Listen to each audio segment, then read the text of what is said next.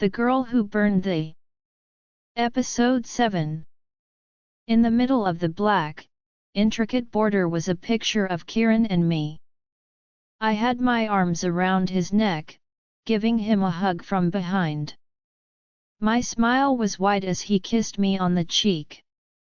We were just messing around when Lila decided to take a picture of us with her DSLR camera. I was totally confused. Why did he have our photo on his nightstand? Hey, doesn't Pamela usually come in here? Has she seen this photo? What was that awful smell?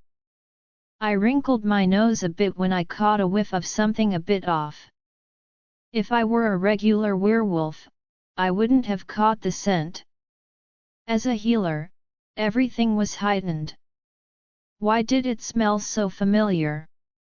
I decided to take a big inhale of the air around me. Kieran's scent was lovely, but that slight trace was a bit disturbing. My wolf was prancing around me. Before I knew it, my feet were moving around the room while I tried to find out where it was coming from. I knew it was wrong snooping around Kieran's stuff, but I just couldn't resist the scent. I bent down near Kieran's bed, where the scent was much stronger. I stopped myself from feeling sick. I had a look under his bed and found something wrapped up in a bunch of Kieran's clothes. I got the clothes out of the pile and put them on. When I saw that Kieran's clothes were tidied up next to me and a big black box was facing me, I was like, what the? The smell was even stronger now, and it was making my eyes water because of the horrible stench. I opened the box slowly. Then I threw it across the room, staring at it with horror. My hand was shaking as I raised it to cover my mouth. So, Kieran's got a rifle, a box of 100 wolfbane bullets and a wolfbane spear. Why's he got all that? Before I could hide any evidence that I was there and get out of there as quickly as possible, the door opened. Kieran was standing right in front of me, looking at the weapons in the corner. Talia, Kieran says, looking at me closely. What are you doing in my room? Talia, it's not what it looks like, Kieran said slowly as I glared at him. I was crying with rage. I was pretty annoyed. Scratch that. I was livid. What was he doing with those weapons? I had a lot of questions in my head, but I couldn't bring myself to say them out loud. I might have jumped to conclusions. I'm not sure, but it didn't make sense for a werewolf to actually possess those weapons instead of throwing them out. Tell me what you're thinking, Kieran, I said, a bit annoyed. I gestured towards the weapons in the corner. Why on earth do you have those? Chill out, Kieran said, putting his hands up and coming over to me. Don't touch me, I said, stepping back. Kieran flinched and put his arms back to his sides. Why is it with you? I asked again. I've got it because I found it during the attack, Kieran sighed. I didn't want anyone to find out about it. Why not? I lost it. Because they were going to freak out like what you're doing right now and they wouldn't hesitate to throw it out, Kieran answered. Why is it with you? I've been trying to figure out how to avoid being affected by these things when the hunters and rogues attack. I've been searching in every ancient book and talking to every elder, but I haven't found anything, Kieran said, sounding tired. I felt my anger go down as I heard his reason for having the rifle, bullets, and a spear. As it happens, it wasn't just Logan and I doing our own investigations. I sat down next to Kieran and thought about whether I should tell him what Logan and I had found out. I decided not to. Logan probably wouldn't be too happy with me if I shared information with Kieran. I'm sorry, I said after a few seconds. I shouldn't have assumed the worst. It's all part and parcel of the process. Everyone does, right? Kieran gave a tight smile. Anyway, what are you doing in my room? I laughed, but I could tell I was nervous. Well, I came here to ask you something, but then I saw something and had to have a closer look. I know I'm a bit nosy, but I just wanted to check something. I've always been. That's when I caught a whiff of the wolf bane. Healers have enhanced senses, you know. I know I was being nosy, but I just had to know. I'm sorry. I shouldn't have done that, Kieran interrupted me. What caught your eye? He asked, his blue eyes alight with curiosity. I felt the blood rush to my cheeks. Well, I found that, I said, pointing at the picture frame. I might be imagining things, but I swear Kieran's cheek had the slightest hint of pink. He scratched the back of his neck. Oh, Kieran said after a while. Yeah, I said, a bit awkwardly, when he didn't explain further. I was really curious about why he still had it. I mean, he did have a girlfriend. Wasn't he worried that Pamela was going to find it? Yeah, I had a picture of us, but he's got a girlfriend now. So, what did you want to ask me? He went off topic. Okay, so I was wondering, I said, clapping my hands together. What do the hunters and rogues want? What's that important? Kieran looked a bit upset and clenched his jaw. His posture stiffened. I'm sorry, but I can't tell you. Why not? I jumped up and stood up straight.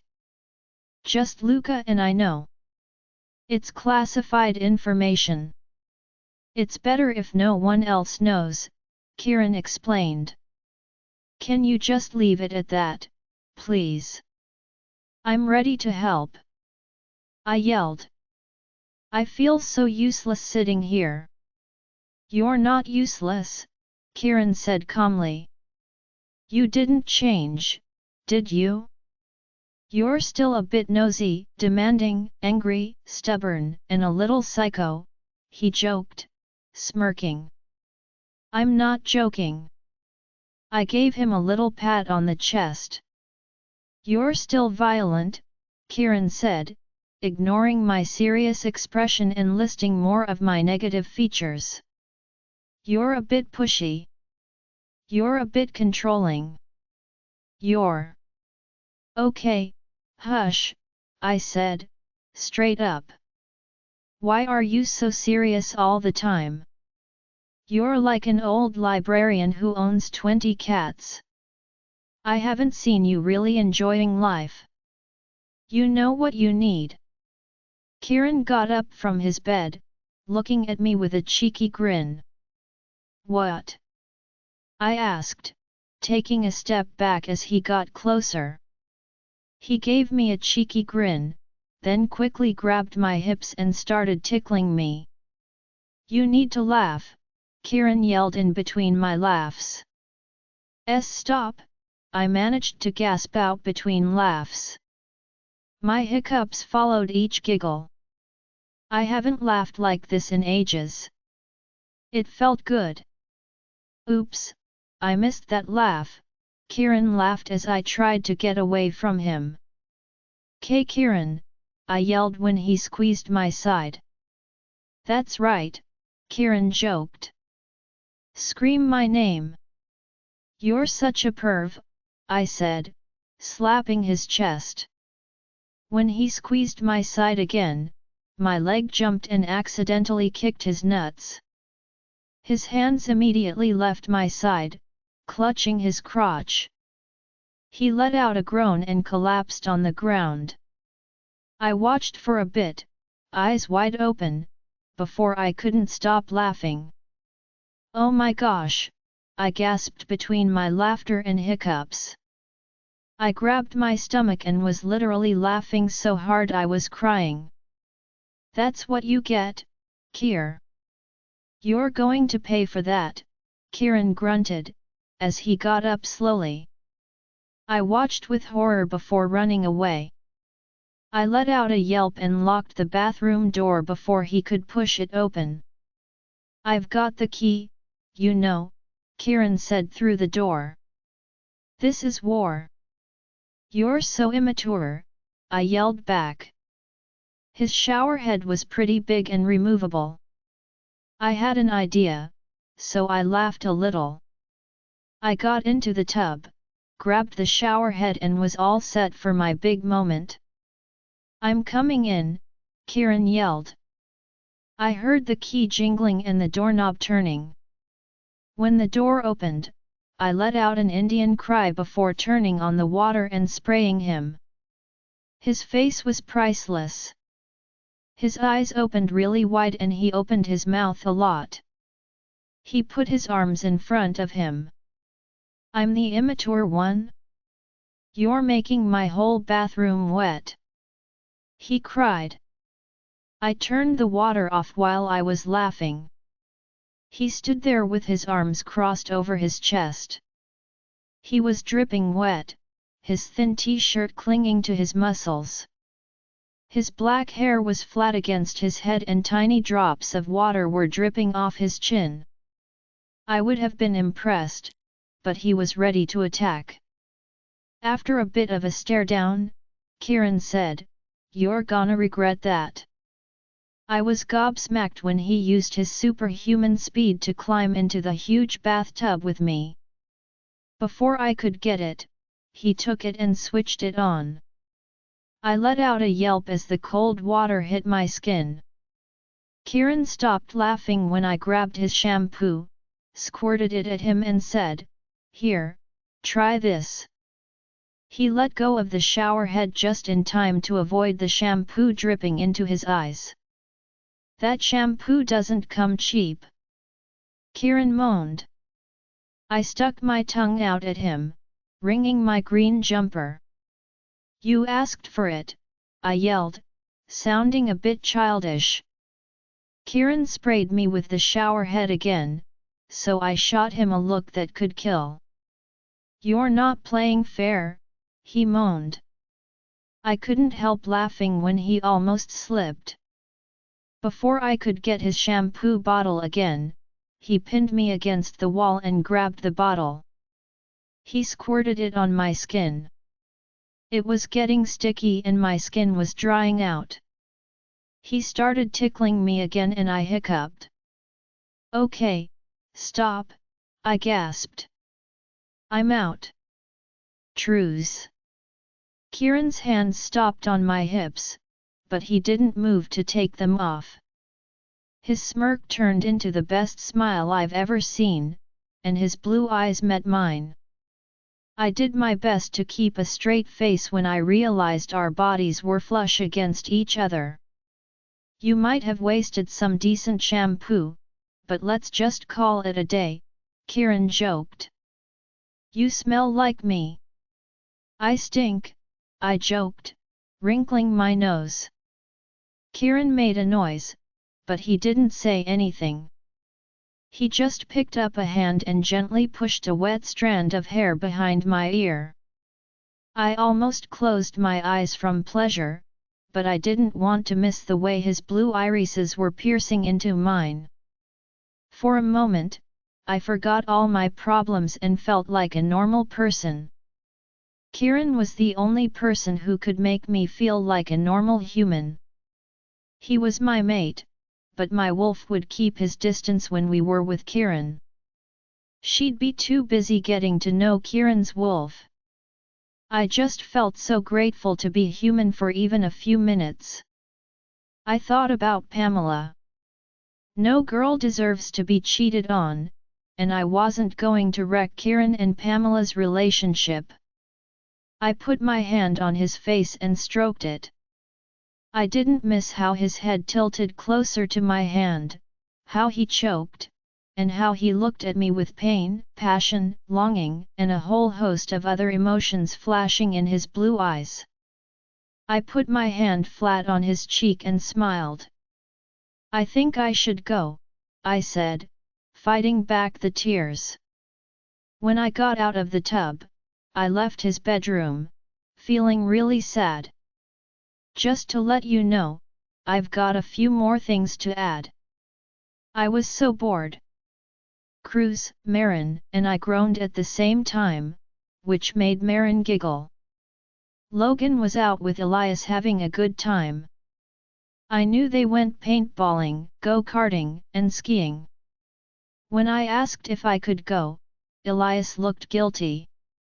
He was trying to find reasons why I couldn't come with him. Logan told me straight up that it was a man day and they didn't want any women to interrupt. It seems like they thought women were always a bit of a nuisance to men who were just looking for a good time. I just stuck my tongue out at them and said they were jerks. Tasha did the same, glaring at Elias. Beckett, Brielle, Lila, and Luca went on a double date run. They asked if we wanted to go, but we politely declined. We didn't want to feel left out. It also made us envious of their perfect relationship. After all, my friend had a human girlfriend. Marin's friend was in a mental hospital. Cruz hasn't found his mate yet. We were pretty lucky in the romance department. And I'm sure you'll have noticed the sarcasm. Kieran was doing some alpha duties upstairs, so that left the three of us moaning about how bored we were. We really had no life. How's Knox?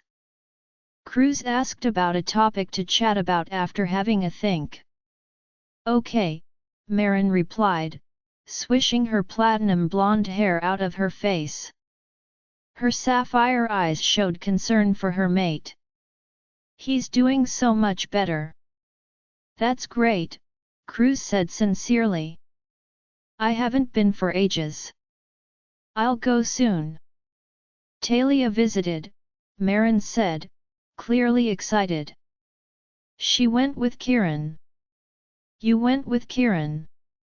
Cruz asked, a little cheekily.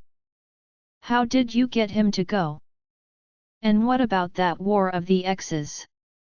Marin gave him a look that said she'd punch him if he didn't back off. I just waved it off and sighed. I practically dragged him there. We're doing well. We called a truce, I said. I think he's going to visit Knox again soon. Cheers, Talia, Marin beamed. Knox has been beating himself up over what he did to you and Kieran. I don't think he'll ever be able to forgive himself. When you visited, it was a huge weight off his shoulders.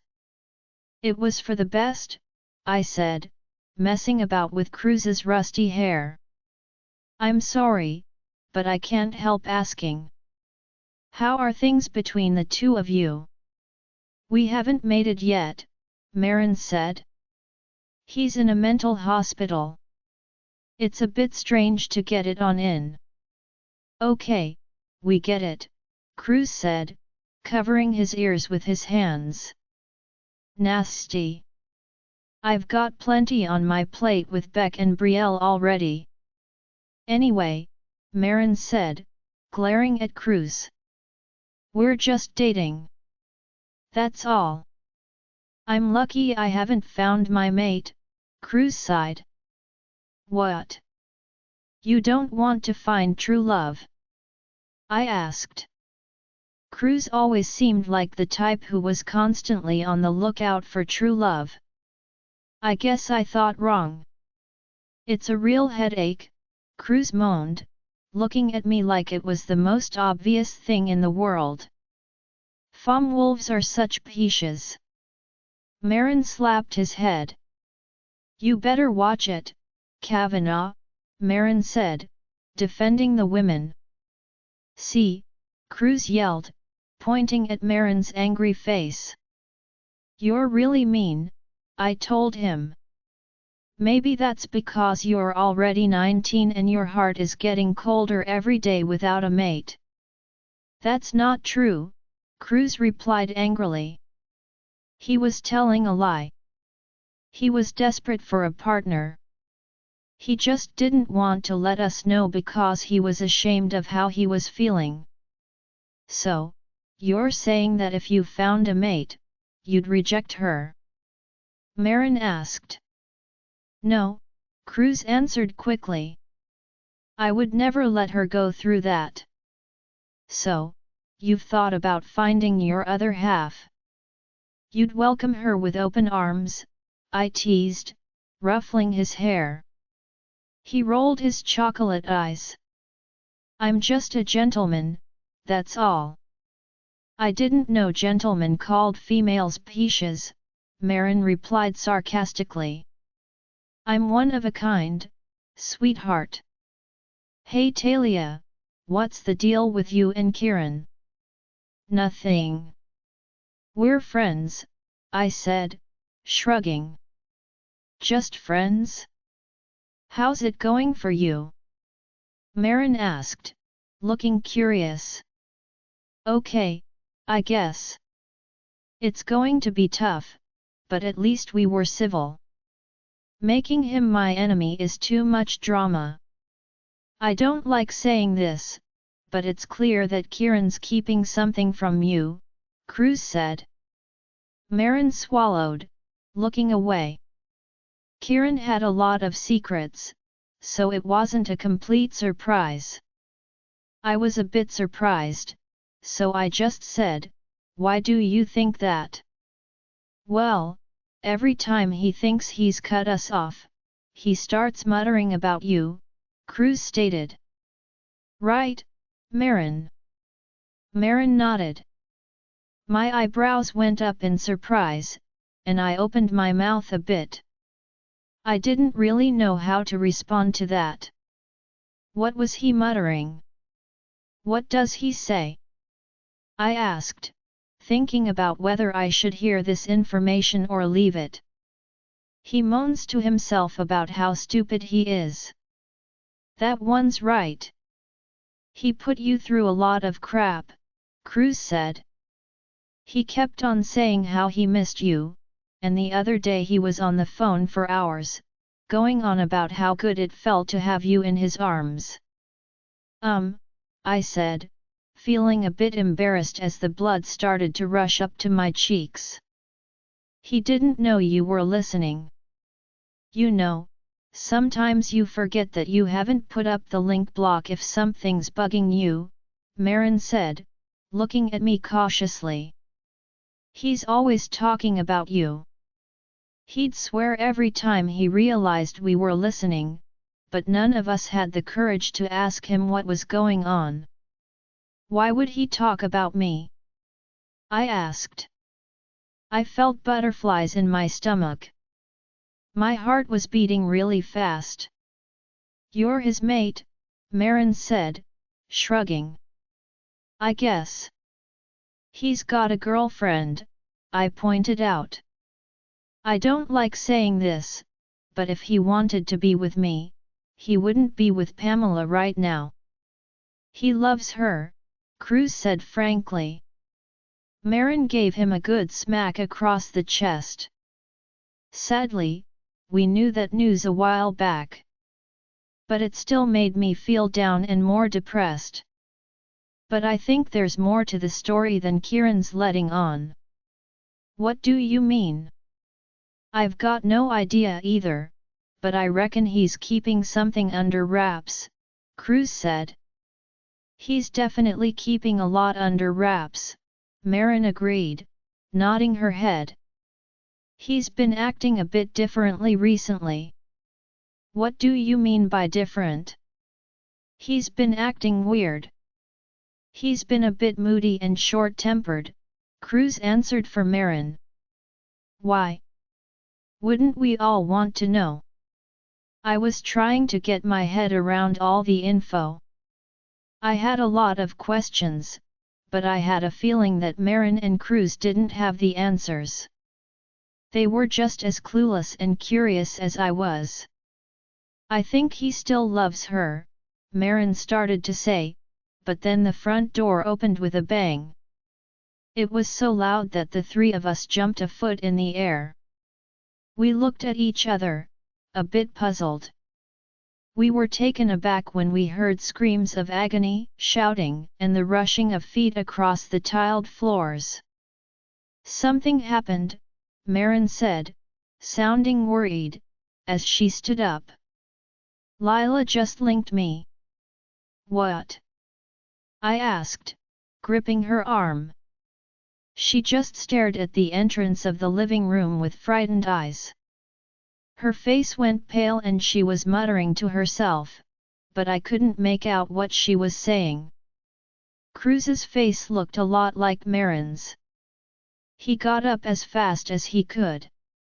He was just about to jump over the couch when the commotion came in. My eyes opened really wide and I felt dizzy. I let out a loud gasp, not meaning to. My hands started to shake and I felt a cold shiver run down my spine. Beck burst into the room, shirtless, muttering something to Brielle. Brielle was in his arms, her little body covered in Beck's light blue t-shirt. She was writhing around in his arms, screaming in pain. Beck was shaking and crying as he shouted orders at Cruz.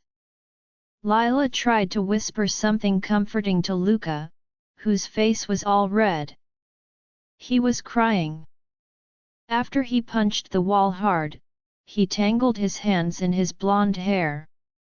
Then I looked at Brielle's stomach and saw dark red blood soaking through the fabric of Beck's t-shirt. She was stabbed, Beck said, pushing Brielle's hair away from her pale face. She's dying from the wolfbane. Can you help her, Talia? Luca's voice was barely above a whisper as he looked at me with bloodshot eyes. Please heal her. Everyone started yelling. They started to get things together, grabbing blankets, water and other essentials. Everything was a bit of a mess, but that was overshadowed by the favor that Luca had asked of me. Can you help her, Talia? Luca's voice was barely above a whisper as he looked at me with bloodshot eyes. Please heal her. Talia, please, Beck begged. My chest tightened when I heard how broken he sounded. Please, I'm begging you. I really felt for Brielle. She was like a sister to me and I couldn't stand seeing her in so much pain or the thought of her dying.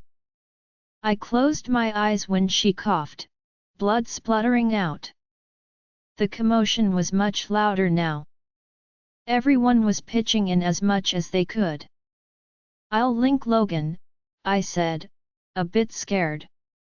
He'll be here in a jiffy, I'm sure. We don't have time, Luca said, frustrated. He was pacing around the living room, and he felt more and more annoyed every minute. You've got to do it, Talia. She's dying. My sister is dying. If I had even the slightest bit of talent for healing, I would have given it a shot without a second thought. The only problem was that healing wasn't my strong suit. If I'd taken a chance, her injury would have got worse and she would have died because of my mistake. But if I didn't even try and she died, it would still be my fault. My head was spinning and my tongue felt like sandpaper. I was all sweaty on my forehead and my head was pounding. I couldn't do that. Please, Logan said, his voice breathless as Brielle's screams started to falter. What happened? Kieran yelled as he ran into the room. When he saw the commotion, he threw his hand in his dark hair. Brielle ran ahead of us to show us something. That's when 2 hunters came out of the bushes and one stabbed Brielle, Lila said, her voice wobbly. She looked down at Brielle and cried.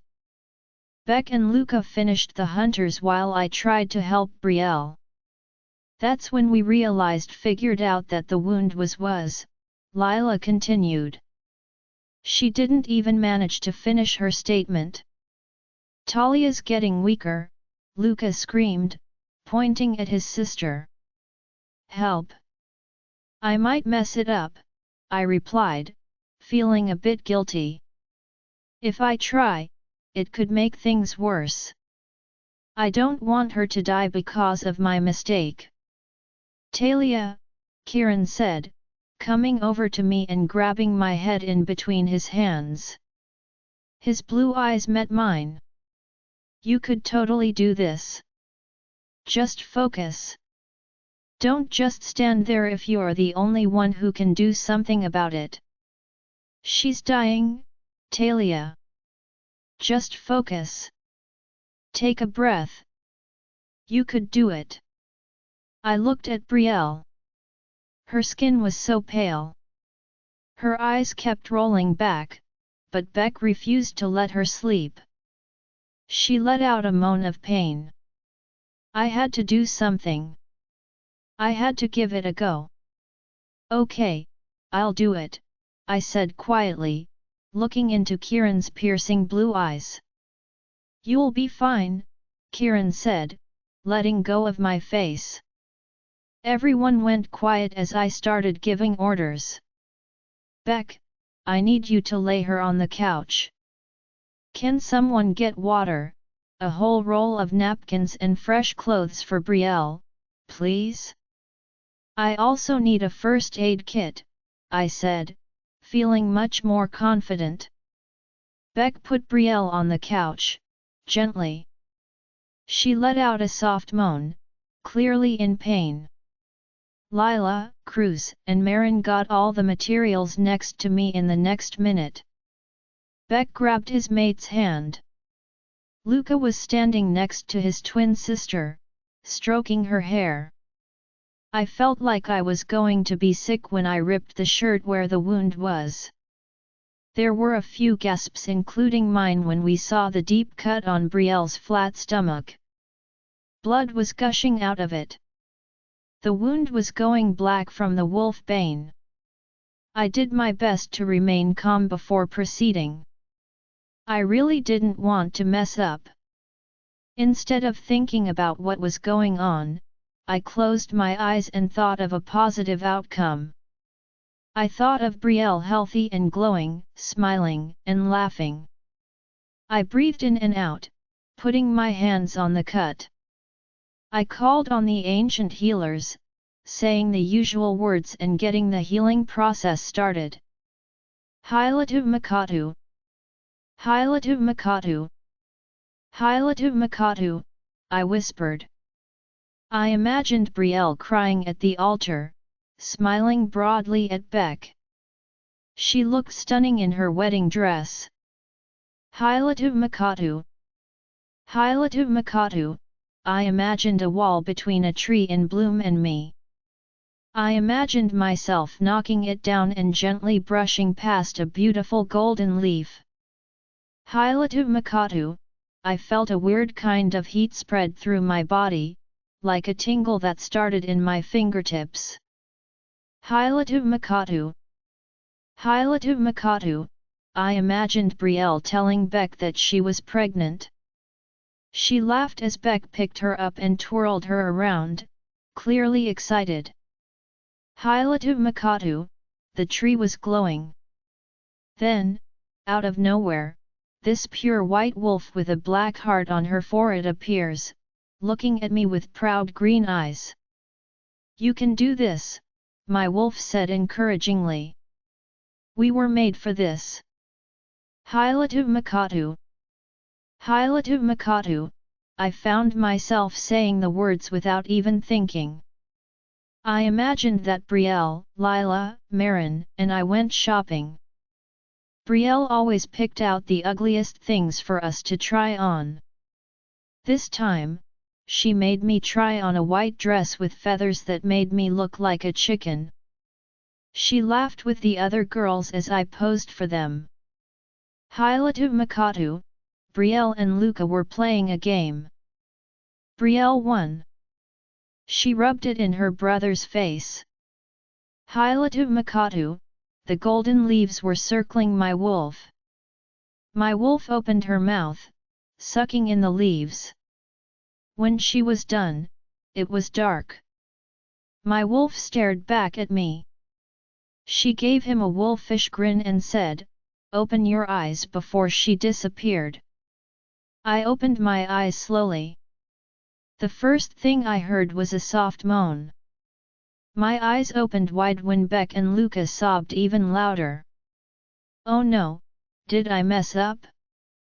I looked down at Brielle's stomach. A thin scar replaced the huge wound. My heart rate slowed down. I couldn't help but grin from ear to ear. I took a step back and said, "I did it. Oh my gosh!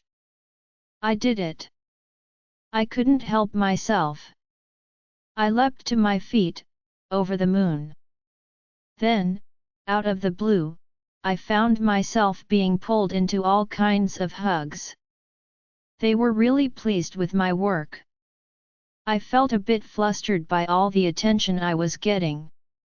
"Thank you," Beck said, crying tears of relief. I was surprised by his tight hug. "Thank you so much." Luca gave me a hug and I returned it. I gave him a comforting pat on the back as he cried into my shoulder. "Cheers, Talia," he said, beaming. I don't know what I'd have done if my twin sister had died. I really appreciate it.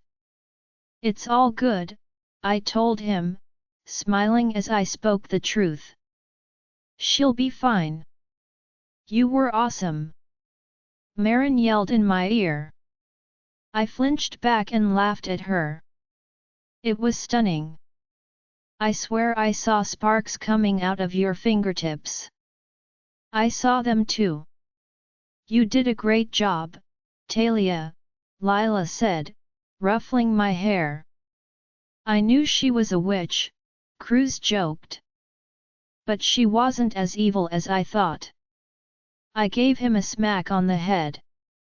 He gave me a thumbs up, but also had some good things to say about my work. "I told you could do it," Kieran said, standing next to me while we watched Beck wipe the blood off Brielle's stomach.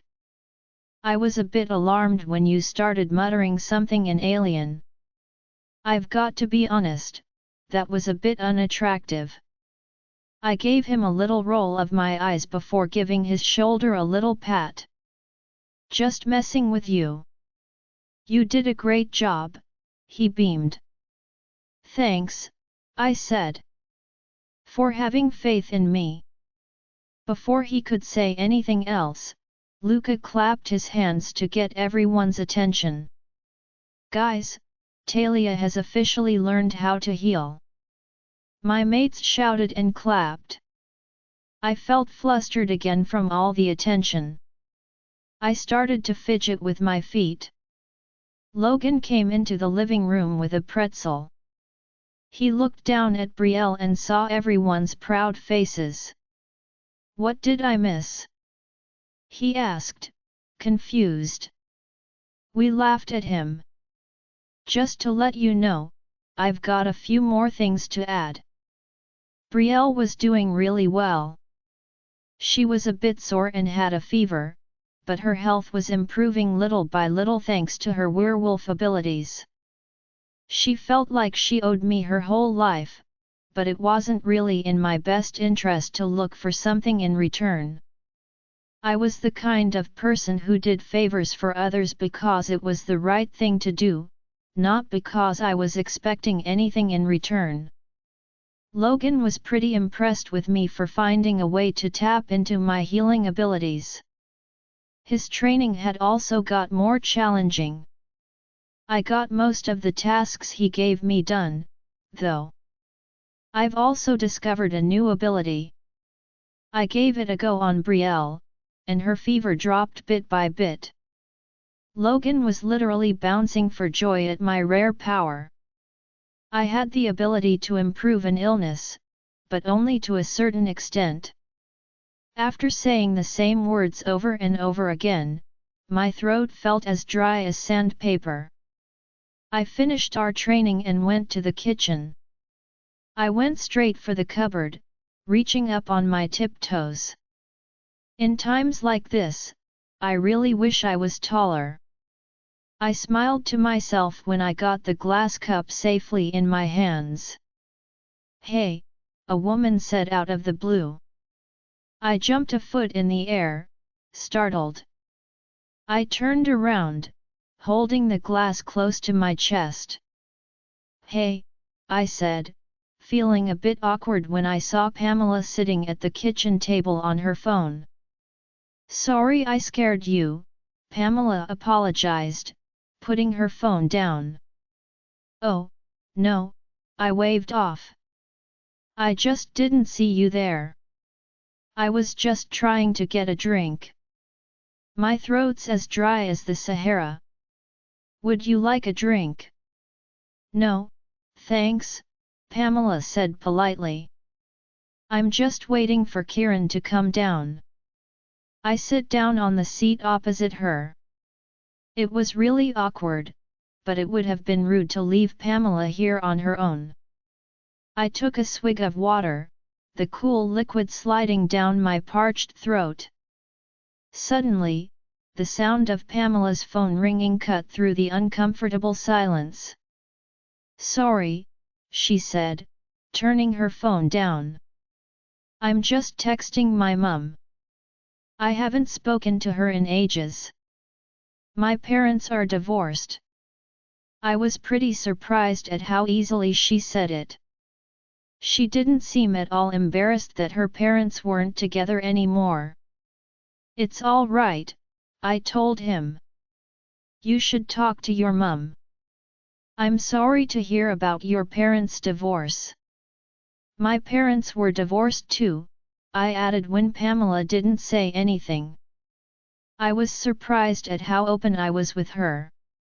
I guess it was because we had something in common and it was the only thing to talk about.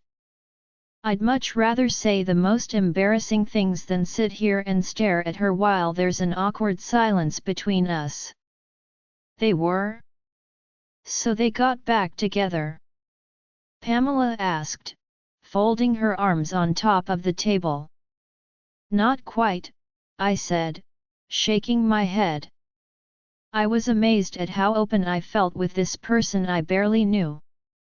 "My dad died about 15 months ago." Pamela's eyes opened wide and she frowned. She was feeling sorry for me. I usually hate being pitied, but I've got used to it. "I'm really sorry, Talia," Pamela said sincerely. "I'm still not sure how to respond to that," I replied, laughing. "I'm not sure whether to say it's okay, thank you, or I'm fine. Nothing fits really." "Tell me about it," Pamela laughed too. "Whenever I hear that, I'm lost for words." "So, you live with your dad?" I asked. "Yeah," she says, putting the P in. "They got divorced when I was 11. I've been living with my dad ever since. I'd chat with my mum every now and then. I usually visit her in Texas over the summer. I'm a big fan of small towns. Big cities are a bit much for me. I used to live in the city," I laughed. "I moved to this small town 2 years ago. 14 months ago, I moved to another small town with relatives. I quite like cities. They keep you busy. It helps you forget all the problems you're having. I'm attached to Oakmere though." I grew up here, Pamela explains. The whole family and my mates are here. I'm afraid of letting that go. You must have a great family, I said, smiling. So, sorry to ask, but why did your parents get divorced? You don't have to answer if it makes you uncomfortable. I pursed my lips. After a few seconds, I just say, he found out some things he wasn't supposed to and found a whore half his age. Oh, Pamela exclaims. That's a real challenge. What about your folks? Reconcilable differences. Pamela smiled. They just lost feelings for each other. Oh, I said. It must be hard for a kid to see their parents get divorced just because they weren't really in love with each other. Are you an only child? Yeah, and what about you? I've got an older brother. He's 21. He got married when he was only 20, but he's pretty sure that she's the one, I said, beaming.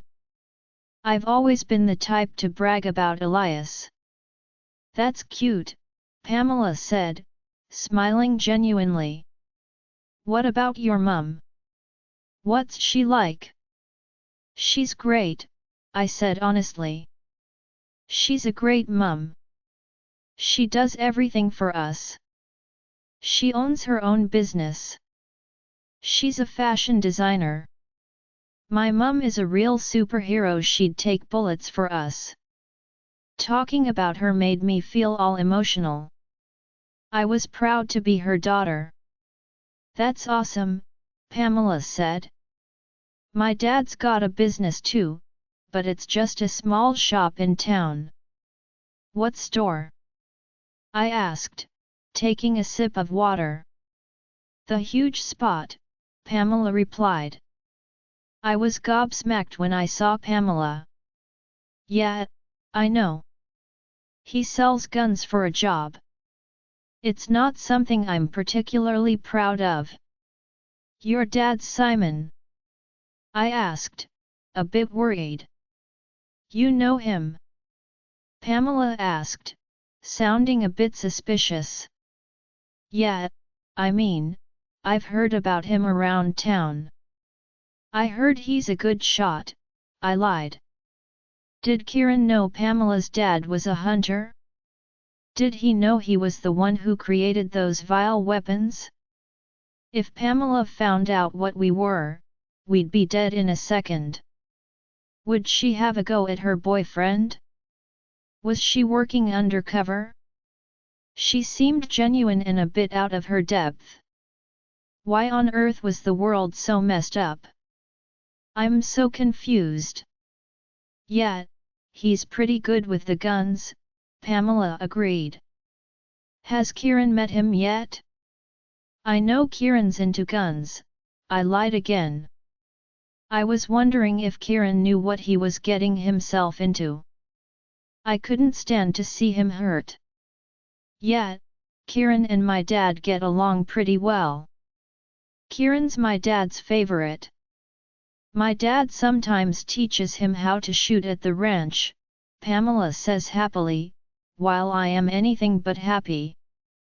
My palms started getting clammy and I felt a cold shiver run down my spine when everything started to click into place. Here are the weapons I found in Kieran's room. He practiced shooting with the one and only creator of the vile weapons, his girlfriend's dad. The werewolves were teaming up with the hunters. He was putting his pack in danger because he didn't want to give up something that was excessively valuable. He didn't want to tell me what the hunters and rogues wanted when I asked him. It's because he didn't have an answer to begin with. It was all lies. I felt my fist clench under the table, my heart aching at the hurtful truth. My eye twitched as I replayed the painful discovery in my head. There was no way Kieran was betraying us, was there? Maybe I was overthinking the situation. maybe I was assuming things again. There was only one way to find out the truth, and I knew how I was going to get my answer. I'll head off now, I said, trying to keep my voice even. I put on a brave face. I almost forgot I had a meeting. It was great to chat with you, Pamela. See you later. Just to let you know, I've got a few more things to add. Hey kid, the familiar gravelly voice shouted, sounding pleased. Hey, it's been a while. Where's your brother? Hank gave me a big smile as he fixed the faded blue cap on his head. I smiled back at him, putting my hands on the counter. He's watching my sister, I lied. Has he changed his mind? Hank asked excitedly. Nah, I said, shrugging. Hank looked a bit disappointed for a moment, but then he smiled broadly again. So, how can I help you? I was just wondering if I could get a list of all the hunters in the group, I said sweetly, praying he wouldn't ask any questions. Today just wasn't my day. Why? Hank asked, looking a bit suspicious, his furry eyebrows knitted together. I let out a mental groan. He was making this more difficult than it needed to be. I smiled more widely. Well, I stalled, trying to think of a good excuse. My brother and I are planning something, and I don't want to ruin the surprise. Surprise? Hank asked like a child on Christmas. He was so gullible. I almost felt like laughing at him. Yeah, I said, winking. We're really grateful for what you guys do. You risk your lives for the people of this town. Oh, Hank said, grinning even more widely, jumping up and down with excitement. I knew what he was thinking. He actually thought that we were going to do something special for them. Well, I'll be back. I'll print out the names for you. I was super impatient while he printed the names. I paced around the front, feeling a bit sick. Should I just go home and mind my own business? Absolutely not. We all know how stubborn and nosy I was. Here you go, said Hank cheerfully, putting the sheet of paper in my sweaty hands. I muttered a thank you, holding the paper that held all my answers with a light grip. It felt like I was holding a ticking time bomb. As he walked out the front door, Hank called out, "We'll catch up soon, kid." I rolled my eyes. I got into my Mercedes, closed my eyes and took a deep breath. This was it. My hands were shaking as I read the list of names on the white sheet of paper. Simon Harlow, this is Hank Briggs. Warren Nash, this is Royce Tanner. Clyde Merrick, Kieran Redford. I threw the sheet of paper at him with a mixture of disgust and shock, and I could feel the bile rising in my throat. I stormed in without knocking, ready to confront Kieran. He looked pretty annoyed, turning his head away from the TV. His eyes opened really wide and he stood up when he saw it was me. "Hey Talia, what's up with that?" His words were cut short by the sharp slap that made his head whip to the left. The contact was so loud, it was like a knife cutting through the calm atmosphere. It was a good slap, but it didn't do anything to release the anger I'd been holding in. It was silent. Kieran's head was still to the left, and his mouth was slightly open. You could see the shock in his blue eyes. His cheek was all red from the rough way he'd been handled. My fists were shaking as I sat there crying. "Why don't you just kill us already?" I shouted when he didn't say anything. His eyes shot to my face, looking confused. "What on earth are you talking about?" he asked, looking a bit annoyed. "Stop messing around, Kieran Redford," I yelled. "Talia, relax and speak more quietly." "Why should I? Nobody's home." I shoved his chest, causing him to stumble back a few steps. "What?" he said, his voice dropping to a deep tone.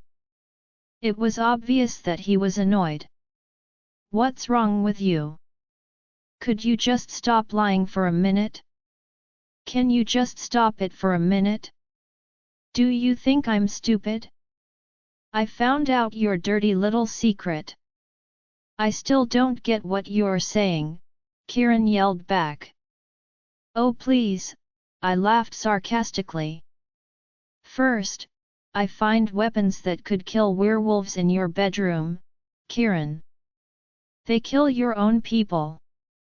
I brushed it off because you said you were doing an investigation. I was dumb to believe a little white lie. Kieran, I've got a few questions for you about your amazing life. How is it dating the hunter's daughter? I bet it's amazing, but nothing beats being on the hunting team. That's every werewolf's dream, isn't it?" His blue eyes showed recognition and fear. He looked away while he found something on the wall remotely distracting. I laughed sarcastically when his jaw clenched and he didn't respond. "I totally get it now. Werewolves were teaming up with the hunters. Who would have thought an alpha would do that? You're smart, Kieran. So, here I am. Why don't you kill me now? Get it over with and just shoot me." I crossed my heart with my index finger. "Right here." He looked at me again, and then he let out a low growl. "Don't say that again, Talia. I wouldn't dream of harming you in any way." "You," I screamed, feeling even angrier. "You're nothing but a liar. Why else would you be on the hunting team or own those weapons? You're ready to kill." "Shut up," Kieran snarled. He ran his fingers through his black hair. "Just stop talking, Talia. You think you know it all, but you don't.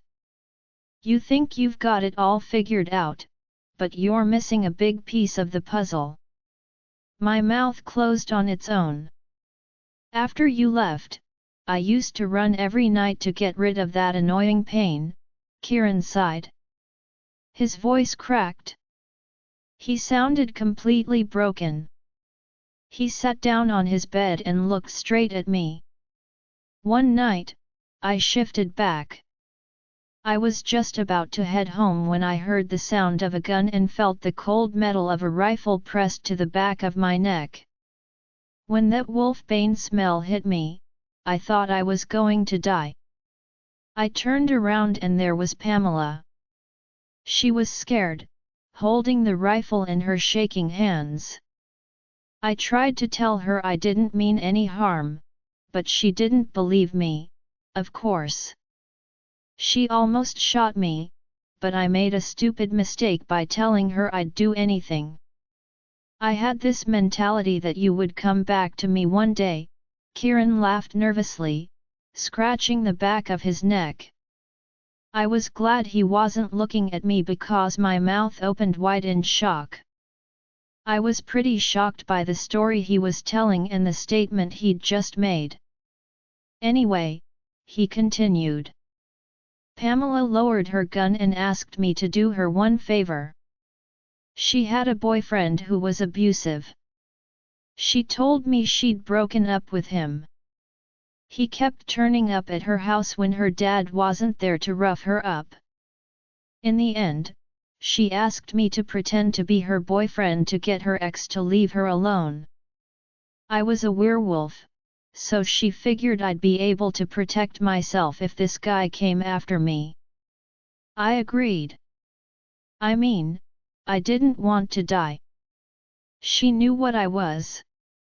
Her dad was the guy who made those weapons. If she started bad-mouthing me, they'd come after me. They would have killed the pack. After a few run-ins with her ex, Pamela started acting a bit needy and clingy. She'd be there all the time.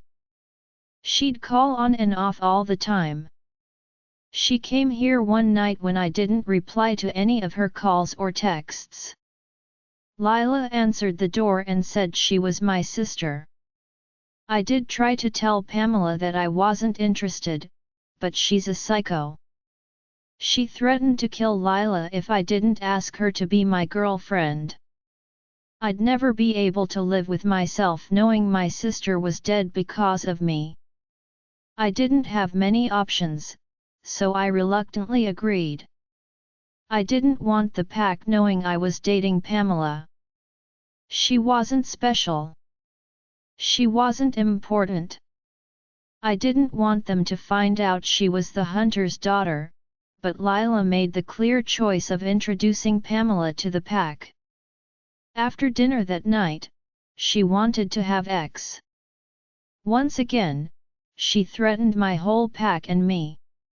It was pretty much, and I was terrified.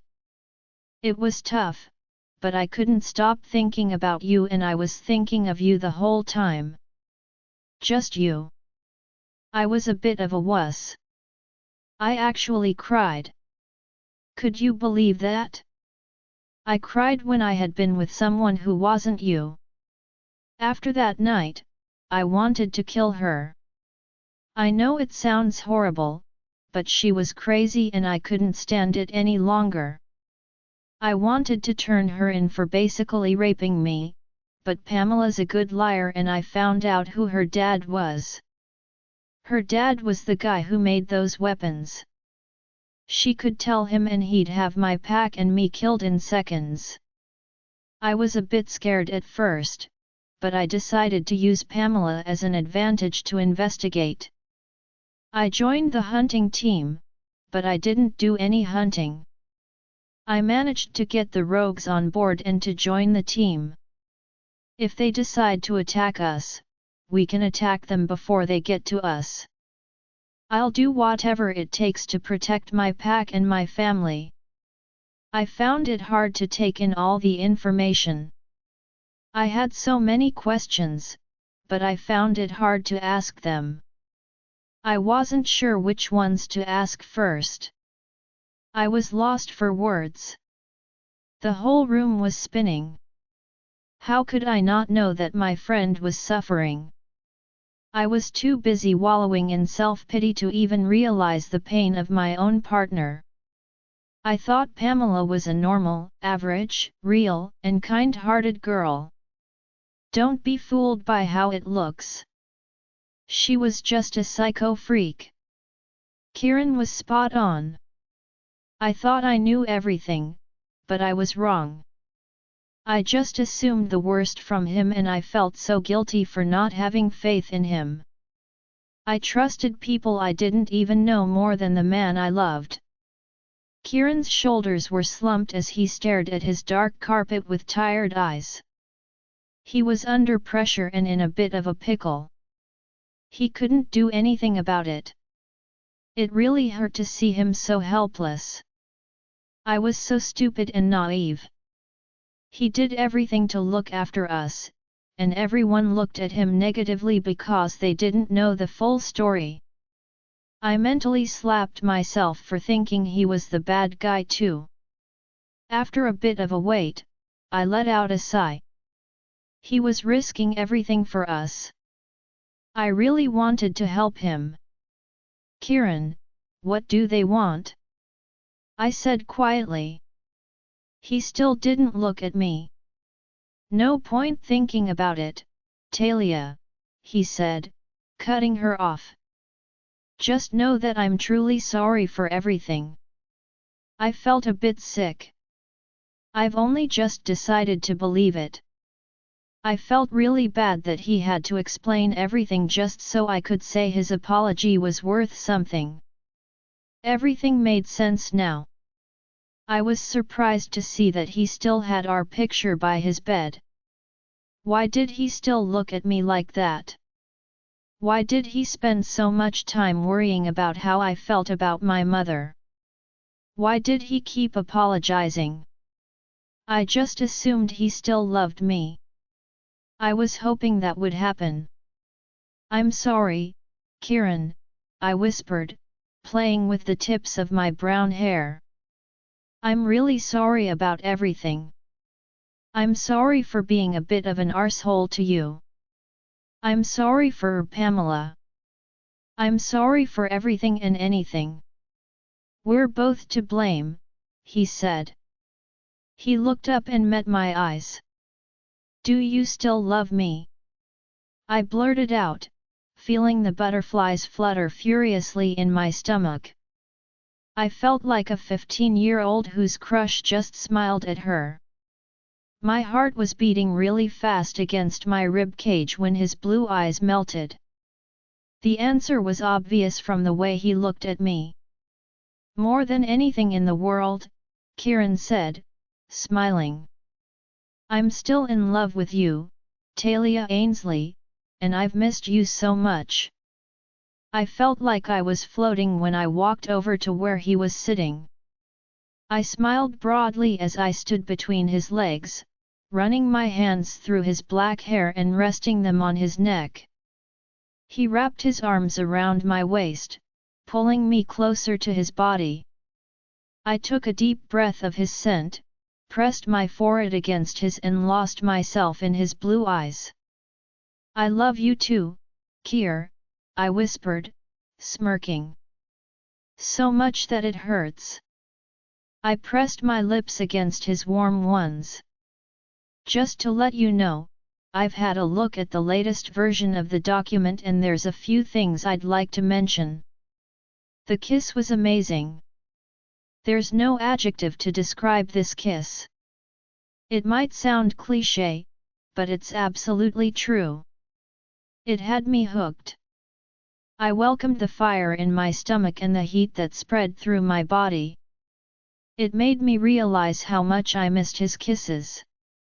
Our lips moved in time, fitting together perfectly. I could feel his smile against my lips. He kissed me softly and passionately, showing me how much he missed me and how much he loved me. The intensity and passion in our kiss made my heart burst with happiness. I bit my lip when I felt him on my bottom lip, clearly wanting it. I bit my lip hard. He made a noise as I laughed. I couldn't stop laughing when he tickled my sides. He laughed as he kissed my jaw and left kisses down my neck. When he got to my mark, I could see him smiling and then he kissed it gently. He got up from the bed and grabbed my head. He moved his lips back to mine and put his tongue in my mouth. I groaned when it touched my own. I gently pulled at his soft black hair. His scent was heavenly. Every time he touched me it was like I was on fire. If I could kiss Kieran forever, I would. He rested his forehead against mine when we both ran out of breath. He left a trail of heat and goosebumps behind as he ran his hands down my arms and interlocked our fingers. He took my hand and kissed it. Oops, I missed having a bit of a snog with you, Kieran moaned. Is that all you missed? I gave him a fake scowl. Well, I missed too, Kieran teased. He laughed when I slapped his chest. I'm only joking, Talis. I missed everything about you. You're too cheesy, lover boy, I said, smiling and patting his cheek lightly. Just for you, he said, winked and groaned again. I'd like to show you off, but that psycho Peach is in the way. What are we going to do about her? I let out a sigh, feeling my happiness slipping away as I faced the reality of the situation. Hey, Kieran said, holding me closer when he felt me move away. He tilted my chin up with one finger so I could look into his determined blue eyes. "I'll take care of her. I want you. Only you. Mine," I whispered, expressing the thoughts of my wolf. Kieran laughed. "Don't worry, babe. I'm all yours." I like the sound of that. I closed my eyes as he laughed and gave me a soft kiss on the forehead. "Just to let you know, I've got a few more things to add." Once again, both packs were crammed into the conference room. There were quiet chats and friendly waves as more people came in. The kids were playing games, the teens were chatting away, the women were gossiping and the men were talking about men's stuff. Brielle was standing close to Beck. She was looking down at the ground, where a few people had a quick look at her. "I'm sure they've heard the news." Lila and Marin were handing out cookies to everyone. Damien, Roman, and Avery were standing a bit awkwardly in the background, clearly uncomfortable being on Eclipse Pack land. Cruz was having a long chat with his younger brothers and sisters. Logan was standing next to me, engrossed in a game of Candy Crush on his iPhone. Luca and Kieran were having a look through some papers in the corner. Kieran saw me staring at him and a little smile appeared on his face. I had to fight the urge to pinch him when he linked up with me. "Like what you see?" he asked, a hint of arrogance in his voice. "Yeah, well," I teased, "let's just have a laugh about it. I just want to rip your clothes to pieces and lick my tongue across those finely defined Brielle." I couldn't help laughing when he went a bit red and shifted his weight to the other foot. He scratched the back of his neck. "It's a shame, but that'll only happen in your dreams, Kier." Kieran and I had been secretly seeing each other for a week, behind everyone's back. Occasionally, our friends would get a bit suspicious, but we'd just wave it off. They didn't need to know that we made out in his room late at night or that we'd cuddle and watch a movie. Every time I saw Pamela, I had to fight the urge to shred her face to pieces. Her sweet smile was sickening. When she put her arms or her lips on Kieran, I growled to myself. Kieran reminded me it was all an act and it was going to end soon. He barely spoke to Pamela and was always apologizing if she even held his hand. As the saying goes, you know what they say. Dreams do come true, he laughed. I rolled my eyes. If your dreams are all just illusions, they're never going to come true. That's a shame. Yes, it did. I got you. I felt the blood rush up to my cheeks. I smiled a little. Very smooth, lover boy. Stop talking to me, he joked. I'm trying to focus on alpha duties. I had a very naughty thought, and as you know, I loved messing with Kieran. I knew exactly what would have an impact on him and what he was sensitive to. I gave a little smirk. I did my best to sound seductive, and I got a link out to him. Yes, Alpha Kieran. I saw him stiffen in my peripheral vision. He was looking at me. I could feel him looking at me, right through me. When I clicked on the link, I heard him growl lowly. You're evil. You're such a tease, Talis, Kieran groaned. What? Everyone calls you that. What makes me any different? I asked innocently. Coming from you, that sounds crazy X. Whatever. Just remember that even though you're an alpha, I'm still your master. Well, I do like my women on top, Kieran joked. You are so nasty. Gross. You've got a bit of a pervert in you, you know. You smell like him again, you know. Logan jumped in as I was on the phone to Kieran. My heart was beating faster when he said this. But I was determined, and I was already telling a lie. Like who? Don't play stupid with me, Talia, he said, rolling his eyes and sighing. I knew you two wouldn't be able to resist each other any longer. I don't know what you mean, I replied, not even batting an eyelid at my chipped nail polish. Okay. Don't tell me. I really don't understand why you don't trust me anymore, Logan said, feigning hurt. I could tell. He was playing the guilt card, but I knew he actually felt that way to some extent. I swallowed, playing with the tips of my brown hair. Just let me know when you're ready to spill the beans, and I'll be there. You don't have to lie to me. I'd probably end up hating him, but I'd be right behind you. Okay, I said, blushing a bit. I crossed my arms over my chest, ignoring his intense stare. We've been meeting up on the down low. He's cheating on Pamela? Logan asked. His eyebrows scrunched up in confusion. You're helping him cheat on Pamela? It's a long story, I sighed, looking around me. I'll fill you in after the meeting. I don't want anybody else to hear.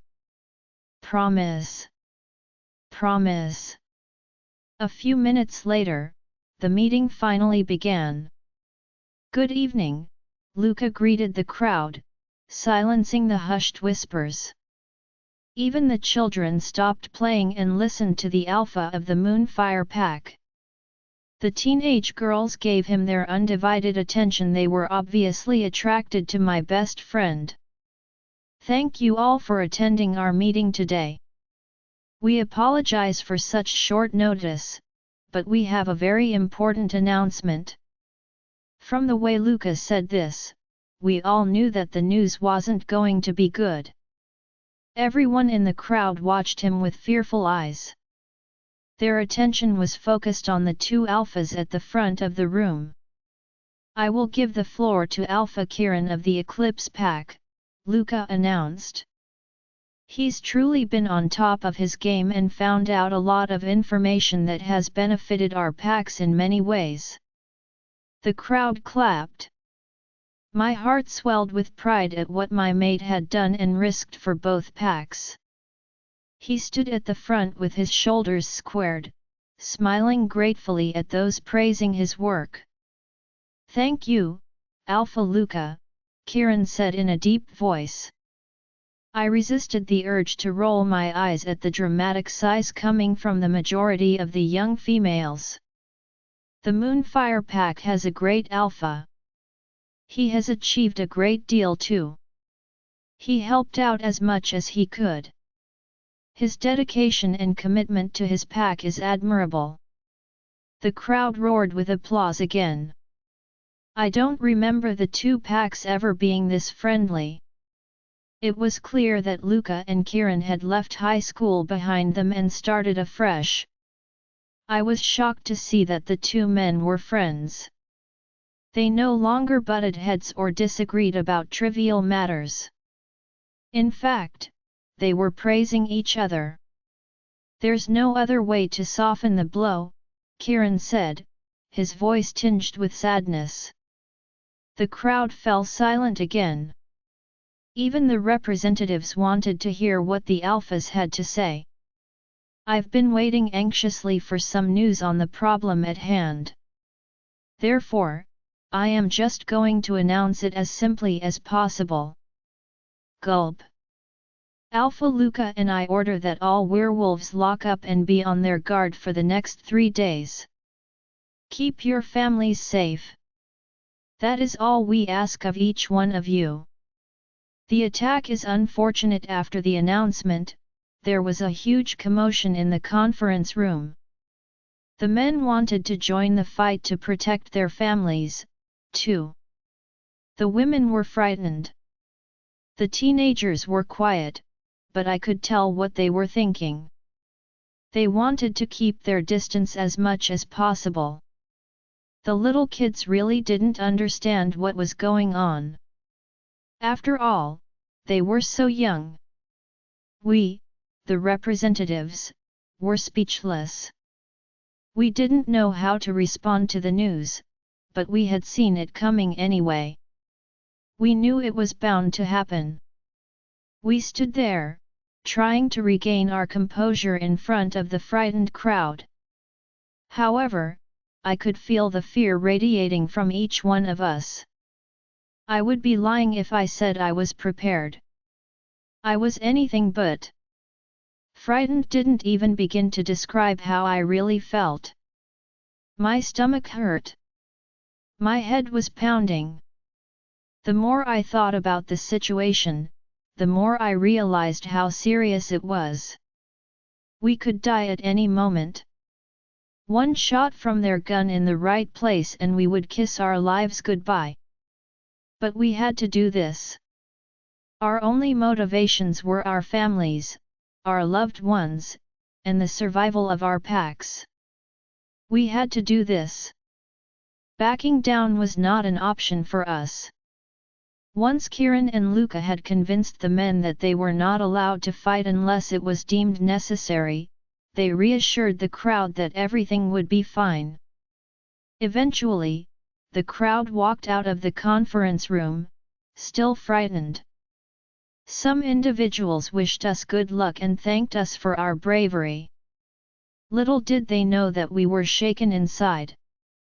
Once the crowd had left, the representatives broke down. We fired questions at no one in particular. We were ranting aloud. We shared our anxiety with each other. I suppose it only added to the chaos when Kieran decided to tell the representatives the whole story. I reassured him that they would understand, and that they had a right to know what was going on. It took him a couple of minutes to tell them everything. He told them everything, including that we had been seeing each other. I suppose I didn't need to tell Logan after all. My friends gave me shocked looks and I felt a blush creep up my cheeks. They turned their heads to look at Kieran, whose eyes were fixed on the marbled tiles.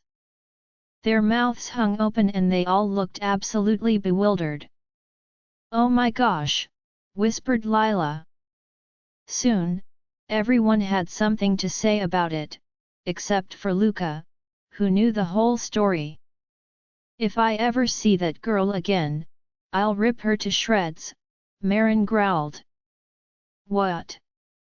Logan muttered, not knowing what else to say. "Have you found a way to protect us from Wolfbane?" Damien asked urgently. "I always thought she was a biche. I never liked her," Cruz spat, crossing his arms over his chest. "When did everything get so messed up?" Avery grunted. "Psychotic, desperate, disgusting, freaky slut," said Brielle, emphasizing each word with disgust. "I don't want Brielle fighting this fight," Beck eventually said. We all stared at him. It was rare to see Beck so serious. When he was this serious, he didn't leave any room for discussion. "She's still ill." "I'm fine, you buffoon," Brielle snapped. "I'm not even sick anymore." "Thank you, Talia, for your amazing healing abilities." "Beck, seriously, I'm fine. I could fight. I want to fight." "Brielle," Beck said painfully. "Dude, bro. Stop hovering over her. You're her friend, not her father," Damien interrupted. I used to think Damien was a smart guy. It was even worse because he wasn't exactly Beck's biggest fan. It was idiotic of him to interrupt a conversation between Brielle and Beck, especially when Beck was in serious mode. "Shut up," Beck growled, shooting Damien a death glare. "I didn't ask for your opinion.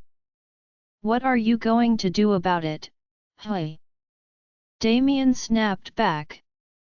"Stop being so immature," Brielle groaned. "You guys are so freaking annoying. He's interrupting a conversation he clearly has no business being involved in," Beck complained. "Bro, I'm just saying, you have to respect her decisions," Damien replied. "Stop fighting," Luca growled at his beta. "This is not needed at a time like this."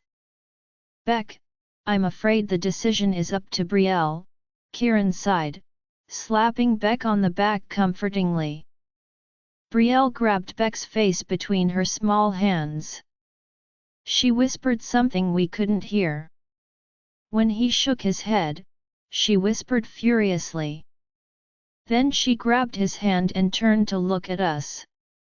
"I'm in," Brielle announced. "This is for our packs, for our families, for the ones we love." Beck didn't say anything. He just stared at the ground, his eyebrows drawn together. "What exactly is the plan?" Cruz asked eventually. "Are we just going to walk out in the open wearing signs that say shoot me?" "You're such a pessimist," Lila hissed, as Beck smacked the back of her head. "Excuse me for being scared," snapped back Cruz. We were all caught up in the moment. It was the first time we had seen everyone bicker or snap at each other.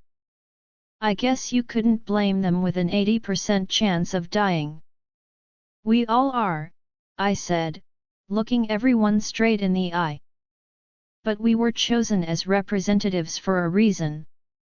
We will stand by our alphas and betas no matter what, and we will support them." Everyone stayed quiet after that. I sighed before continuing, "I'm pretty sure there is a plan." "Yes, there is," replied Luca. "Kieran made a plan early this morning. It isn't the safest, but it's the smartest." "Well, what is it?" Brielle asked. "You guys might not agree with me," Kieran groaned. "But it's the smartest way to do it. We ask that you obey any orders you are given," Luca said, speaking for both himself and Kieran. "If not, you will face the consequences of breaking the representative oath. We would hate to have to do that to you, especially since you are the sons and daughters of the previous representatives and you have the strength and agility that other werewolves didn't have. We would also hate to do that because you are our friends. It's hard to let friends go. So, don't make this any harder than it already is." "Right," Kieran agreed, frowning slightly. "If any of you don't want to fight, please let us know now." There was a quiet silence. We looked at each other. None of us chose to back out, of course. We were stronger than that. "Good," said Luca when everyone had silently agreed to fight. "Every one of you is vital to both our packs. We thank you for all you do." Join our Facebook and WhatsApp group for more updates, link is given in description. Rest audiobook will be continued in next episode.